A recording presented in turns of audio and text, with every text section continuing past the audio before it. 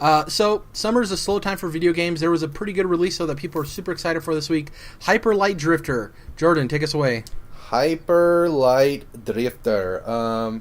Yeah, so this came out March 31st on PC and just made its way to PS4. It is on its way to Vita, and hopefully it'll be cross-buy since I've already got the Also PS4 on Xbox One purchased. for you people out there that have an Xbox. Yes. Did it come out on Xbox One this week?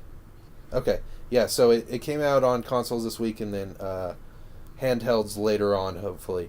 Or they've confirmed Vita, so Vita definitely. But anyways, I just finished writing my review for this game, which will go up on the site. Also, I mentioned on the last week's podcast that I was going to have Gravity Rush and Bastion reviews. Those will also be going up tonight or tomorrow.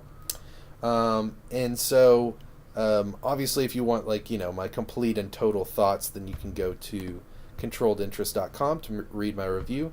But I just kind of wanted to have a discussion about this. I mean, you guys haven't played it, but have you both seen gameplay Yeah, it's a footage game. and stuff? Oh, sorry. Go ahead, Dom. I didn't want to cut you off. Go ahead. Yeah, no, that's what I was going to ask, because I don't even know what the premise of this is. So if you want to give a full rundown of what this even is. Well, Dom, you're the one that needs to know the most, because this is, a lot of people are saying this is a really good Zelda clone. Oh. Also, it looks Yeah. like, are you familiar with Titan Souls, either of you? The PC game? Where you basically, A little bit. you have one arrow and you it. have to fight through bosses. It's basically like mini boss of the game. This definitely has that aesthetic, and I love Titan Souls aesthetic. So when I have extra cash, Hyper Light Drifter is definitely a game I'm getting. So I can't wait to hear what you have to say about it. I would put it at the top of your list. I think it's $20. It has its flaws. It's not incredible. It's not amazing. But it's definitely worth $20. It's definitely worth the 8 hours I spent with it. Beautiful aesthetic, like you said, Jared. It's got a 16-bit top-down look. It's very much like Zelda. You got some hack and slash action going on. Lots of Bloodborne and Dark Souls influences. The combat is very difficult. The bosses are very fucking hard. The last boss was just a fucking joke. It was so difficult. It is more Bloodborne than Dark Souls, I say, because it's supposed to be really fast paced. You have a dash button, and you have you can eventually chain your dashes together. So yeah, definitely for Dom, being a Zelda fan, I would highly recommend it. Jared, you already like that aesthetic, so I'd recommend it for you. My biggest issue with this game is the fact that, like I said, it's not amazing, it's not incredible, but it's so darn close. The aesthetic is incredible. Disaster Piece, who did the music for Fez, also does the music here, another game with a similar aesthetic, and the soundtrack is mind-blowingly good.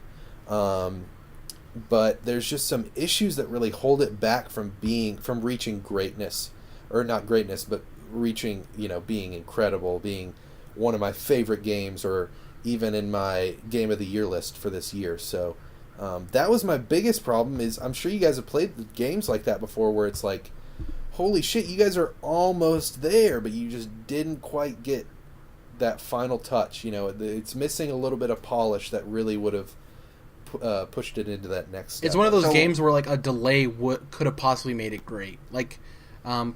Maybe it was just the developer didn't understand the issues that I'm having with it. I don't know. So is it just a little clunky and janky still? I mean. So I was trying to think of how to describe my issues with this game. I want to just go ahead and read a little excerpt from my review here to give you guys, those are obviously thoughts that have already been put out on paper, so maybe they'll come a little bit more smoothly. So this is obviously under the gameplay portion of my review. And it says, Hyper Light Drifter prides itself on its fast-paced hack-and-slash gameplay, yet the system is not without flaws. For example, when darting around enemies, you'll probably want to be able to dash and immediately slash the enemy you just slid up to, but you'll be remiss to find after dying several times that there's a delay in between dashing and attacking. For a game which is seemingly all about fast-paced combat, I fail to see how this is beneficial to the player at all. Oppositely, you may want to hit a tough enemy a couple times and then immediately dash away to avoid his upcoming attack. However, you'll find that the game doesn't work that way, and you'll have to wait a split second before you can get away. This easily allows your enemy to hit you and further disrupts the flow of the supposedly quick combat. So, basically, yeah, what I'm saying there is, like, you're trying to dash around enemies, you're trying to dash right up to somebody, like, for example, in Bloodborne, Dom, you can just, like, dash around and you can dash straight up. Right back. You can be in the middle of your dash and start swinging, and you'll dash up to the enemy, hit him, and then he'll be knocked backwards. Then you can dash right back out. And yeah, if you want to hit someone and then dash, then you can do that as well, where it's like, there's no stopping in between. There's no pausing. It's like all fluid. It's all bam, bam, bam. And with this one, Hyper Light Drifter has a lot of moments where it's interrupting your flow in combat. So I had a revelation on this recently, actually, thinking about Dark Souls and like third-person controls and that ability to like stop at a dime and cancel out actions, and like that makes for a much better game generally when it's very precise and responsive. Versus games like Uncharted or Assassin's Creed, where it's kind of floaty and feels clunky. But to me, those are actually more realistic. You know what I mean? And that may be better or worse for gameplay, but to me that's a much more realistic representation of what a person in that situation would be moving like. I mean, in Dark Souls, you can literally be running and then literally stop at a dime and turn around and be swinging your sword, like, in an instant. But how realistic is Dark Souls? Exactly. As a whole. I mean, you're fighting like crazy. So it's easy for them to do that, but in a game like Uncharted, they're going for realism. So it's harder to put that in, I guess. Honestly, you may have just reminded me of a topic I want to do upcoming, which is about how realistic do we want our video games, you know? Like, there's certain things that are so realistic in a game that you're like, dude, this is boring. I could just do this in real life. We talk about, like, sim racers with Forza and Gran Turismo. Like, if I wanted to drive a car this damn slow, I'd just go out on the road and drive my own car. You know, it's like, you don't want your game to be so overly realistic that it becomes boring. But going back to what you said about the preciseness, one thing that people talk about with Dark Souls and Bloodborne is the fact that when you screw up or you die, you feel like you know what happened. You feel like you know what you did wrong, and you know it was your fault. You're like, okay, it was my fault. I know what I did wrong, and I know how to fix it. In Hyper Light Drifter, half the time you're looking around like, what the hell even happened? Like, I'm doing the best I can. I'm doing everything perfect. And a lot of times in Hyper Light Drifter, if you're not exactly perfect on what you're trying to do, then you get penalized, and it's just really frustrating because it doesn't have that extra level of preciseness and polish that the Souls games do, where it's like, okay, these guys are master crafters of games. They know exactly how to make a game this precise. And for Heart Machine, this is their first game, so it's like they're not you know, badasses in that sense yet, and so they don't have that extra level of polish that it requires if you're gonna pin your player down with such high. It's funny too that the game's called Hyper Light Drifter, and you have pauses in between, you know, button presses you have to do. Like, it's kind of kind of funny in a sense, but you figure for a game called Hyper Light Drifter, you want to be able to commit to actions and be able to go through with them at the touch of a button, and to have those delays and stuff, it kind of feels out of place. That kind of feels weird. So I completely understand where you're coming from with that. And honestly, like, I'll read another little piece of my review here. It's like there's those delays that you're talking about that you just mentioned, Jared, or the pauses that interrupt your flow. It's like top to bottom.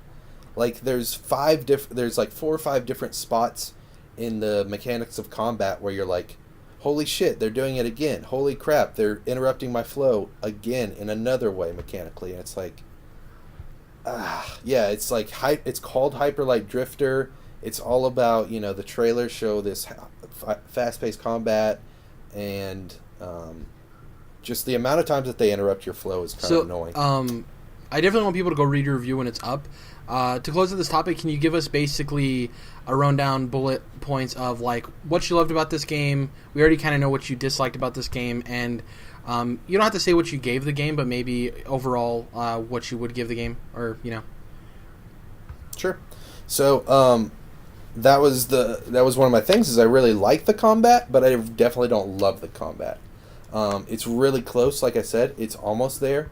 But then, like I said, I was gonna read another little piece, but I'll just give you bullet points. For one, when you're healing yourself, you stop completely for multiple frames. So you're in the middle of battle, you're dying, you're like, holy shit, I gotta heal right now. You heal, and then you stop, and you get hit. Well, that really is like Dark Souls, and I always like that that kind of... That is... There's consequences for you trying to heal in the middle of a battle. Yeah. You can't just heal, you have to strategically think it out when you're going to do it. Yeah.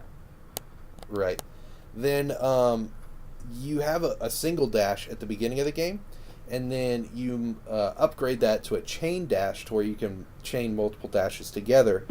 But it's really weird, the rhythm of it. It's in the review I called it a ramp up rhythm, where you hit X, it's like X, X, X, X, X, X, X, X. So it's not X, X, X, X, X, it's X, pause, X, X, X, X, X. So it's like this weird ramping up, and you can get the hang of it eventually, but then when you're in the middle of these really tough combat situations with all these like hardcore foes around you, it's tough to think of that rhythm while you're also trying to slash guys, heal yourself, move in between different enemies. It's just, if it had just been, hit the button multiple times to chain dashes together, then it would have been perfect. But they make you do this like whole ramp up system, and it gets really convoluted. It's hard to hard to finesse in the middle of a battle. So those are the things I didn't really love. I did mention how much I love the aesthetic. The game is fucking gorgeous, top to bottom. I did, like I said, mention the amazing music that Disasterpiece did. If you're a fan of Fez, you're going to love this one as well. The combat, like I said, is solid, but it's not all the way there. And then the story and the world building is really interesting. It's all wordless. There's no text, no voice acting or anything. But you're in this mysterious world. Your character has this disease where he's coughing up blood and shit like that. And you're getting these bits of story from the NPCs where they'll give you just pictures. And you have to like scroll through the pictures and kind of figure out the story for yourself in that sense. So it's a very mysterious story, and you definitely don't get just you don't get the narrative spoon fed to you, but it's interesting at least, and it did keep my attention and make me want to kind of find out more about this world. So definitely some good, definitely some bad with this game. I'll save the verdict for my review if you want to go read that online. But it's like I said, the whole time I was thinking, God damn it, I want to love this game. This game is so close to being incredible, but they fall a few steps too short. So this game might be coming to Vita in the future, and it is confirmed for Vita.